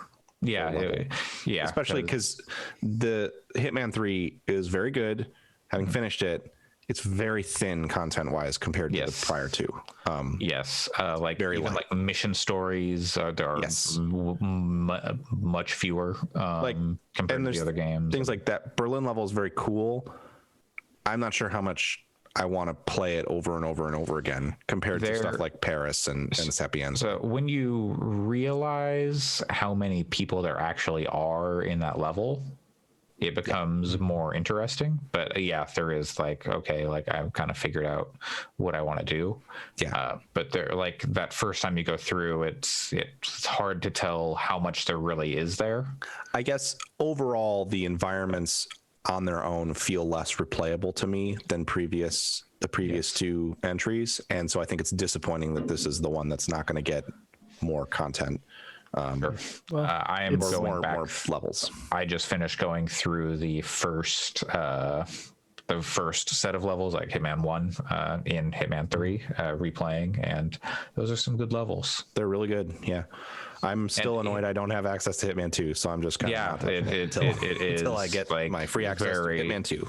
It is very annoying that stuff. I almost bought like the access pass today because I just want it, but I'm not paying $20 for games I already own. It's also why I'm going to get for free. When I hear that they recoup their dev costs in 1 week, I'm like, that's cool. I like IO genuinely. I really am happy for them, but also with bond money coming down the pipe and the like bullshit we all had to go through on PC to get over to the Epic Store, I'm kind of like, wow, I guess it was really worth it to do the Epic thing, I guess. I don't know. Yeah. Give me my Hitman 2 levels. in terms of like them adding new levels and stuff, they've been pretty explicit about this being the end, like the last game. The end of the trilogy. Like the end of the world of assassination. Is that what it is? Yeah. I just don't think the story is good enough to use that as real justification to not stick a couple more levels in there. It's fine. Sure. I mean, it's not terrible, but the ending is kind of maybe cool, like, maybe the success changes that plan, but it sounds like they're probably focused on James Bond from now, and they'll have a small team working on like doing new stuff with the existing stuff. I hope that the James Bond game falls into a similar structure to Hitman with like levels that are replayable. Sure, not necessarily the same, and I don't think they should just make James Bond a Hitman game. Yeah, definitely not. But I think you have to have a big post-coitus sign in there somewhere. It's a real bummer. The idea of like, and there's not going to be another game like Hitman probably for 5 to 10 years is a real bummer, especially when they're not making more levels for this one. So they're kind of the only ones doing it. So yeah, nobody else makes games like this. I mean, except for that one Call of Duty level. Well, the Death Loop's coming out this year. That's true. Crossed. That's true. Yeah, that's true. That is true. It's but I hope in 3-4 years we get like a Hitman reboot and like here's the new Hitman, and like, maybe it's different. It's not the exact same thing we've done here, and like I don't need a story. Just give me like I don't either. Take that time that you're making the story and just go, what is more interesting, goofy ways we can, more places, and like, because I'm writing a review for Hitman, and we don't need to get super deep into it, but one of the things that I didn't touch on last week was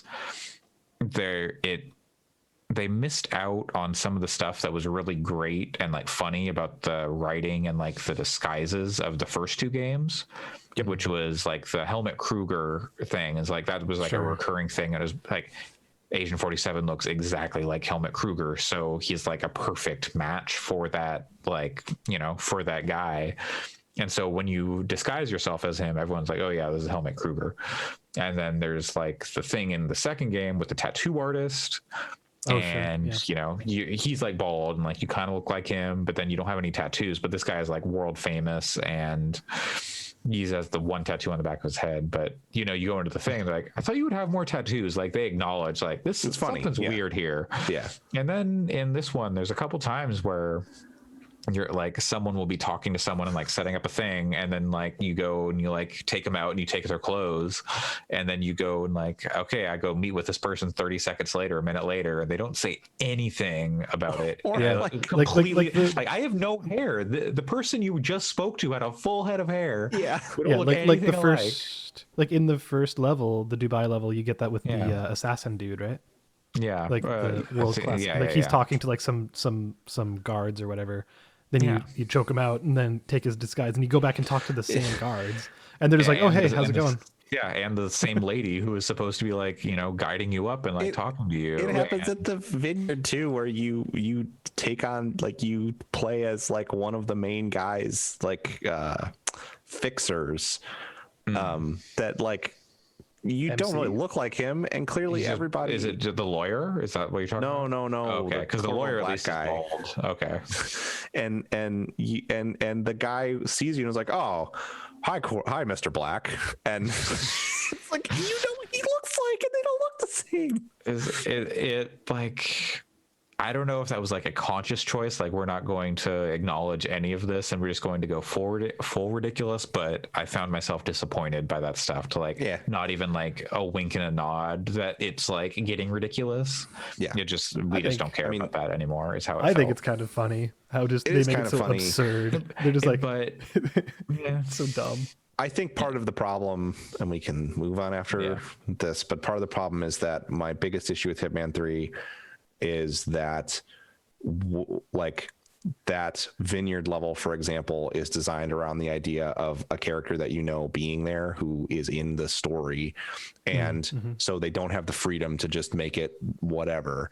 They're kind of trying to inject narrative into the level, which naturally limits the way that the mission stories can play out and the way that different parts of that can work, because they need for you to be able to stand next to that character in a pretty wide range of costumes to be able to hear what they're saying and like be around them. And so it's kind of annoying, and I think that's part of why it's probably my least favorite of the three, but also it's still really good because Hitman's really good. So I'm not saying it's like a major disappointment or anything.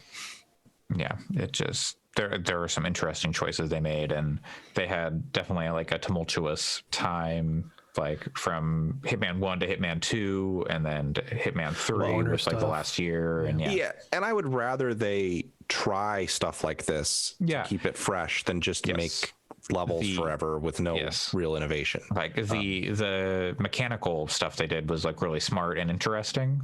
It feels like they did that at the expense of like a broader experience, I guess. And it or seems like more stuff. It seems like some of the escalations in Hitman 3 are really good, so I haven't dug into those yet. They are. One of them kind of is annoying because there's like the third level is a time limit thing, and that's never great because it's like very tight timing. But like I've Beat the first level in 8 seconds, which is, I believe, now the world record. You can do that. I think Silent Assassin record for the first level is 20 seconds. 17.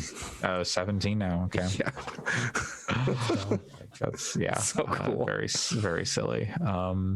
But yeah, you cannot do that with this escalation that's on the China one, the Ching. Yeah. So you can't do that with that level, but it's very tight timing. But yeah. Our last news story for the week. We got a lawsuit, people. We do? What did we do? No, not us. Steam has received a lawsuit basically saying their requirement that developers give them the best terms that they have with other like best price, basically. There's a term for it, but basically you can't price your game lower on another service like as a normal price and have your price on Steam be higher. So you can't be like $50 on the Epic Game Store and $60 on Steam. Steam won't let you do that. And so basically the lawsuit is saying that is like anti-competitive and they can't, like, that it's bad for consumers. This person whoever filed this lawsuit should look into other retail industries because this is like this is the thing that happens across retail. It's not some weird insidious thing that Valve in particular does. They have cited they have also like filed against like developers like Devolver, and it's ridiculous in my opinion. The Devolver statement was very good because dumb. it was all of the entire Devolver team is enrolled in law school, and we cannot comment until we have finished at least the first semester. It's very good. That's a good comment. They put Steph Tinsley's name on that statement. That's really funny. Yeah, I don't know. Like let me pull up the article.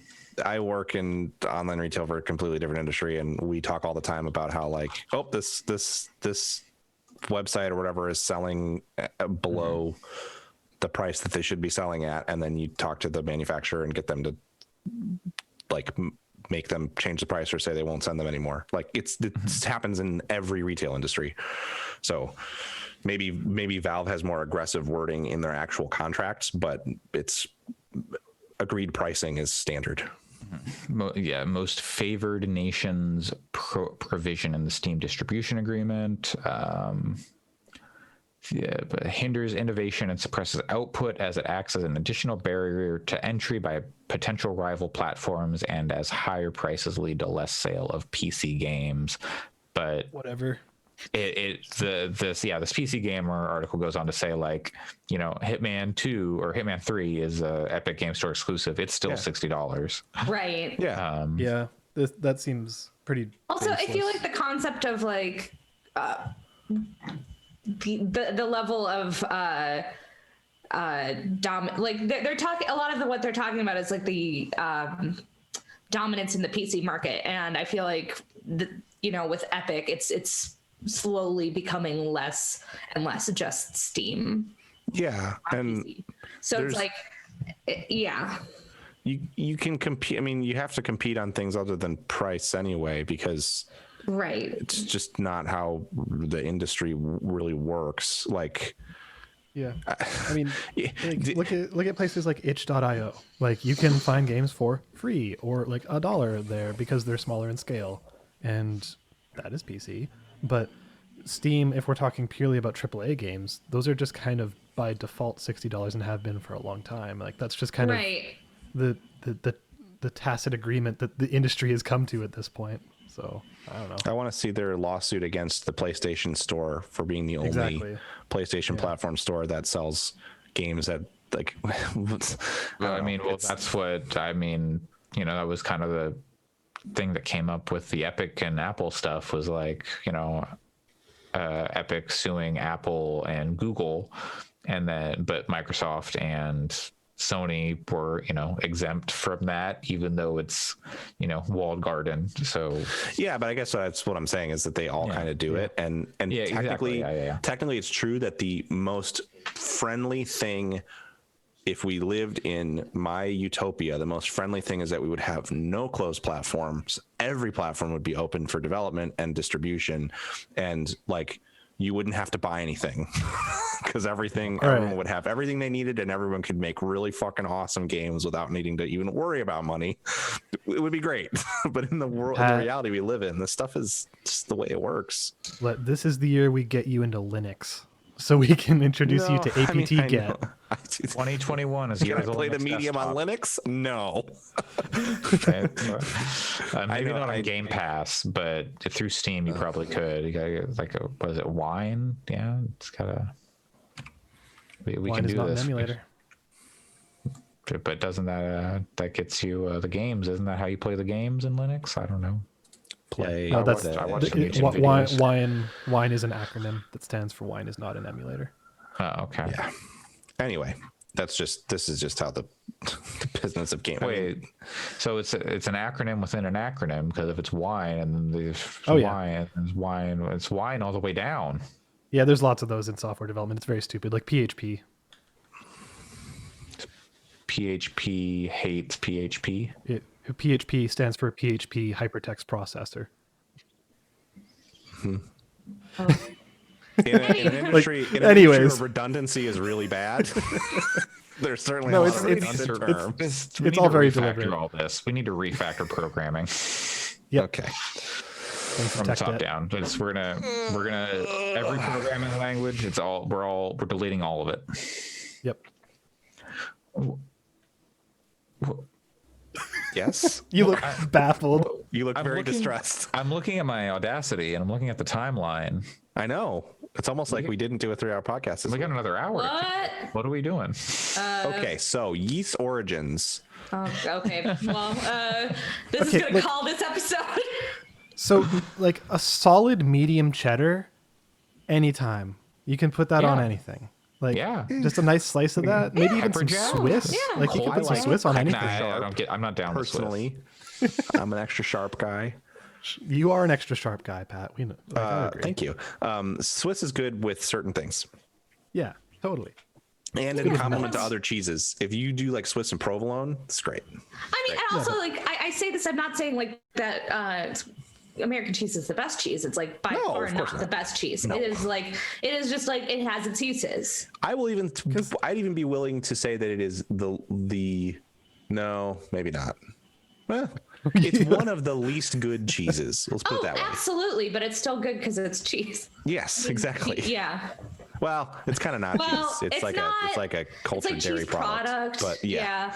It's cheese-like. Yes. And sometimes, like when I want a burger, I want to just have some American cheese on it because of the way it melts and stuff. Because it melts really good. Mm-hmm. Yeah. Anyways. Extra sharp white cheddar, I think, is my post cheeses the best. Post cheeses. Post cheeses is called nap time. I think that's gonna be the next Kanye album. Nap time. Post Jesus. Did you see? I will never make a diss album. What? I think it's an old tweet. Kanye once tweeted, "I will never make a diss album," and somebody retweeted and said, "I didn't realize Kanye was Italian." Oh my god, I saw that, and it's still funny. That's super funny. All right. Anyways. Happy New Year. 3 weeks, a month in. Okay, for 12th down. Ooh. Wow. Where does time go? Not into this podcast this week. To the stock market. Apparently. Yeah, for sure. You can't trade on a weekend. It's not going to stop him from trying. Well, that's been episode 157 of the Gaming Fyx podcast on January 30th, 2021. You can find the podcast on Twitter at Fyx Podcasts or on Twitch at twitch.tv/gamingfyx. Or you can head over to podchaser.com/gamingfyx, leave us a review and help us improve as a podcast. Or go over to fyx.space. I've got a review of Yakuza Like a Dragon up. And I'm going to have a review of Hitman 3 coming up here pretty soon in the next day or two, hopefully. I mostly just got to edit and get a few more screenshots maybe. We have Comic Fyx coming up this week. Sam and Erica are talking about WandaVision. Yay! And Junji Ito. Yeah. WandaVision's real good. It is. I haven't watched episode 4. It's good. Episode 4 is good. That one yet, oh yeah. Okay, because episode 3, it's starting to lose me, to be honest. It's good. Cool. Good to know. Should I first watch 2 it? episodes? I don't know. How do you feel? We'll wait to weigh on if you should watch it. Okay, Yeah, I'll wait till the it's end. hard I'll wait till to the know. end. At the end of episode 3, I was like, okay, I know what the rest of the show is now, and I'm no longer interested. So I'm hoping episode 4 is maybe throws a wrench into the. I saw people after the first 2 episodes came out were like, I don't get it. What is this show even supposed to be? I'm like, it's 2 episodes. Yeah, and also it's you can also see, it's there's more to it than. I'm pretty sure that Sam inadvertently outlined the entire plot of the whole show on the first episode of Comic Book Fyx when he speculated about what the show was going to be. I think he was right. So it is a I wouldn't doubt that. It is a thing that has happened in the comics. It's probably not happening the exact same way, but is it based on the comic we read for like the first year? Nope. No. Nope. It has almost nothing to do with that. People thought it was going to be that, but it is nothing like that. Good to know. Tom King himself even was like, "Wow, they took my idea for their show," and no, they did not. Yeah. Like I feel like I felt like it was pretty clear what it was going to be, but like the way they have gone with it was not like they kind of moved quicker than I expecting, but that's probably a good thing. I'm interested to see where they take it from here. But I'm gonna have a bagel and probably watch it as soon as we're done here. Okay. Oh, sounds good. I'm trying to see Montreal what else style? they're talking about, but so yeah, that's Comic Book Fix. You can pull that up in your podcast platform of choice and listen along to that, or on fix.space. You can find it there, I believe, right, Alex? Is that on there? Okay, good. You can find me, Andre Cole, on Twitter at Coolslaw, COOLSL4W. Allison, where can people find you?